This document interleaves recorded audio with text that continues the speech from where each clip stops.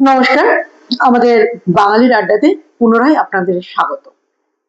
আচ্ছা, আপনারা কি জানেন ঠিক এই মুহূর্তে ভারতে একটা ভয়ঙ্কর এমার্জেন্সি চলছে? অনেকেই বোধহয় জানেন না। কিন্তু আপনি না জানলেও এটাই সত্যি যে এই মুহূর্তে ইন্ডিয়াতে একটা ক্লাইমেট এমার্জেন্সি চলছে। আর মেইনস্ট্রিম মিডিয়া এগুলো কোনোদিনই আপনাদের জানায়নি। ডিসেম্বরের মাঝামাঝি সময় থেকে যেখানে উত্তরাখণ্ডের অধিকাংশ জায়গায় বরফ পড়া শুরু হয়ে যায় এবং ডিসেম্বরের লাস্ট উইকে যে সমস্ত জায়গাগুলো বরফের পুরু স্তরে ঢাকা পড়ে যায়, সে কেদারনাথ, তুঙ্গনাথ থেকে শুরু করে একাধিক জায়গায় এবারে এখনো পর্যন্ত অর্থাৎ এই 20শে জানুয়ারি 2026-এও বরফের চিহ্ন মাত্র নেই। গতকাল পঞ্চচল্লির একটি ছবি আমাকে বিস্মিত করেছে। পঞ্চচল্লি পুরো কালো পাথর, চূড়ায় অতি সামান্য বরফ, ভাবতে পারিনি। গতকালই আর একটা নিউজ দেখলাম আউলিতে, অনেকেই হয়তো গেছেন আউলিতে, স্কেটিং করে এসছেন। ওটা ছিল একটা ন্যাচারাল স্কি এরিয়া। বিগত 3-4 বছর ধরে ওখানে একটু করে বরফ কম পড়ছিল, আর এবারে একেবারেই ওখানে বরফ পড়েনি। ফলে ওখানে নেতাদের কুশপুত্তলিকা দাহ করা হচ্ছে। ওখানকার জনগণের দাবি যে যেভাবেই হোক কৃত্রিম উপায়ে এখানে বরফ বানিয়ে দিতে হবে যাতে পর্যটকরা এসে ফিরে না যায়। ভাবুন একবার। কারণ ওই জায়গার মানুষের জীবন জীবিকার মূল উৎসটাই হচ্ছে পর্যটন। আউলি গ্রামের সমস্ত বাসিন্দাদের হাঁড়ি চড়ে এই পর্যটন শিল্পের উপর ভিত্তি করে। সেখানে আজ এক ফোঁটাও বরফ নেই, তাই মানুষ ক্ষুব্ধ। কিন্তু শুধুই কি পর্যটন? ভেবে দেখুন তো, যদি উচ্চ হিমালয়ে, গাড়োয়াল হিমালয়ে বরফ না পড়ে, তাহলে আগামী দিনে আমাদের ভূগর্ভস্থ জলস্তর কমে যাবে, নদীতে জল থাকবে না, কৃষিকাজ বন্ধ হবে। অর্থাৎ শুধুমাত্র পর্যটন নয়, তার এফেক্ট আমাদের খাবার টেবিলে এসে পৌঁছাবে। এমনকি আমাদের পানীয় জলেরও অভাব হতে পারে। তাই এ সমস্ত দেখে মন বিপর্যস্ত হয়ে যায়। ঠিক আগের একটা ব্লগে আমি বলেছিলাম না যে আমরা কি অসুস্থ? সত্যিই বোধহয় আমরা অসুস্থ। নইলে এরকম একটা এমার্জেন্সি 99% মানুষ, আমি হলপ করে বলতে পারি, জানেনই না, কারণ তাদের জানতে দেওয়া হয় না। এবার একটু ডিটেইলিং এ আসি।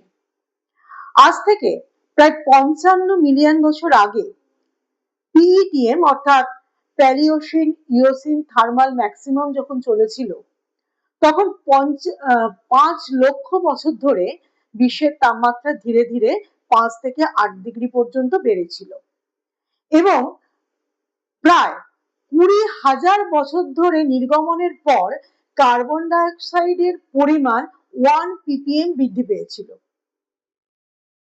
কিন্তু আজ প্রতি বছর 3 ppm করে কার্বন ডাই অক্সাইডের পরিমাণ বৃদ্ধি পাচ্ছে বায়ুমণ্ডলে। অর্থাৎ 100 থেকে 150 বছরের মধ্যে আমরা যে পরিমাণ কার্বন ডাই অক্সাইড বায়ুমণ্ডলে যোগ করেছি এবং আগামীতে আরো করতে চলেছি, এটা বায়ুমণ্ডলের উষ্ণতা বৃদ্ধি করবে। এটা তো খুবই স্বাভাবিক। এবং এই ফলশ্রুতি আজকের এই ক্লাইমেট এমার্জেন্সি। কিছুদিন আগেও যখন মানুষজনকে এই ক্লাইমেট এমার্জেন্সির কথা বলতাম, বিভিন্ন সোশ্যাল মিডিয়ায় বিভিন্ন পোস্ট শেয়ার করে অনেকে একটা হাসির ইমোজি দিয়ে চলে যেতেন। কিন্তু আগামীতে যে কত সংকটজনক হতে চলেছে এটা বোঝার মতো সুস্থতা বোধহয় আমাদের অনেকের মধ্যেই নেই। কারণ মিডিয়া আমাদের এগুলো বুঝতে সাহায্য করছে না, আমাদের বাস্তব অবস্থাটাকে জানতেই দিচ্ছে না। যেটুকু জানা যাচ্ছে একটু আধটু সোশ্যাল মিডিয়ার ব্লগিং এর দৌলতে।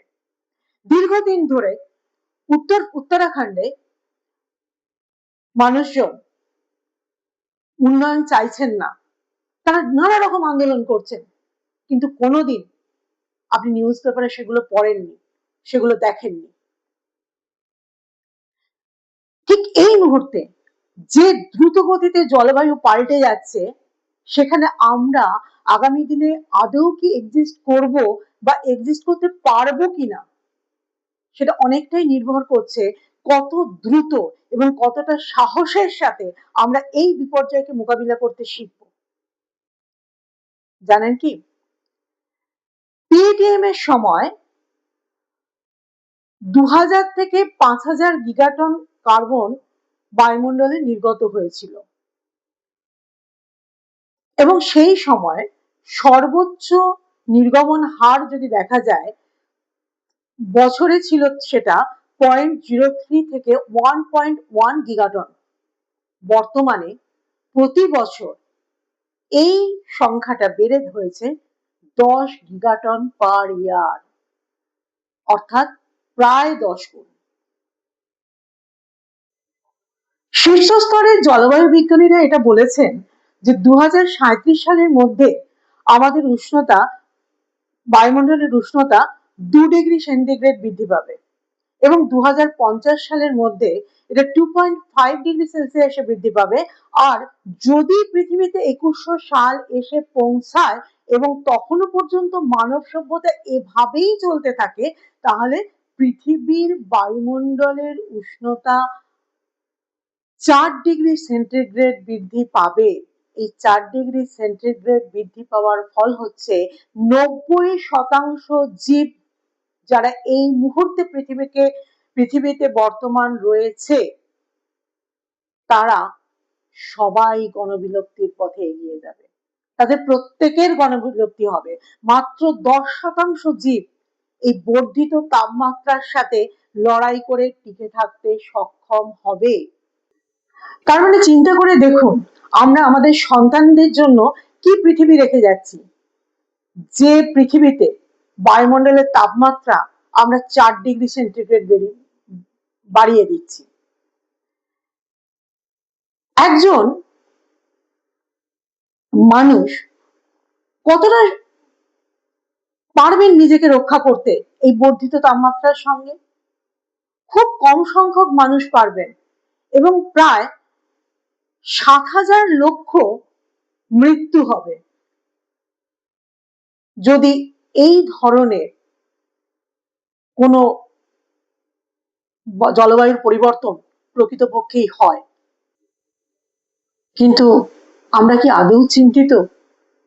আমরা কি ভাববো যে কিভাবে আমরা নিজেদেরকে পরিবর্তন করব, নাকি আমরা আমাদের অসুস্থতা নিয়ে আজও হ্যাপিলি লাইফ লিড করব? ভাবতে থাকুন। আর যদি এই ধরনের আলোচনা আপনাদের ভালো লেগে থাকে, তাহলে অবশ্যই এই চ্যানেলটিকে সাবস্ক্রাইব করবেন, লাইক, কমেন্ট এবং শেয়ারের মাধ্যমে আরো 5 জনের কাছে পৌঁছে দেবেন ন্যূনতম সচেতনতা বৃদ্ধির উদ্দেশ্যে। সবাই ভালো থাকবেন।